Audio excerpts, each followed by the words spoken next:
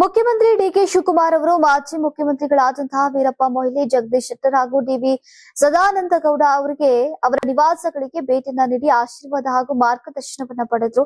ಸಾಲು ಸಾಲು ಸಭೆಯ ಬಳಿಕ ಮಾಧ್ಯಮಗಳೊಂದಿಗೆ ಮಾತನಾಡಿದಂತಹ ಸಿಎಂ ಡಿಕೆ ಶಿವಕುಮಾರ್ ಅವರು ರಾಜ್ಯದ ಅಭಿವೃದ್ಧಿ ಮತ್ತು ಜನಹಿತದ ದೃಷ್ಟಿಯಿಂದ ಹಿರಿಯ ನಾಯಕರ ಅನುಭವ ಹಾಗೂ ಸಲಹೆ ಪಡೆಯುವ ಅಗತ್ಯ ಅಂತ ಹೇಳಿದ್ದಾರೆ.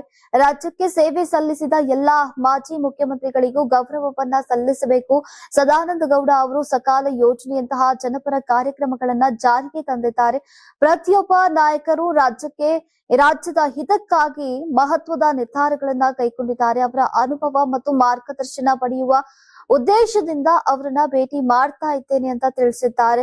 ಇನ್ನು ಮಾಜಿ ಮುಖ್ಯಮಂತ್ರಿ ಬಸವರಾಜ ಬೊಮ್ಮಾಯಿ ಅವರನ್ನ ಕೂಡ ಭೇಟಿ ಮಾಡಿರುವುದಾಗಿ ಕೂಡ ಈಗ ಹೇಳಿದಂತಹ ಅವರು ಸಮಯ ದೊರೆತರೆ ಕೇಂದ್ರ ಸಚಿವ ಎಚ್.ಡಿ. ಕುಮಾರಸ್ವಾಮಿ ಅವರನ್ನು ಕೂಡ ಭೇಟಿ ಮಾಡುವುದಾಗಿ ಹೇಳಿದ್ದಾರೆ.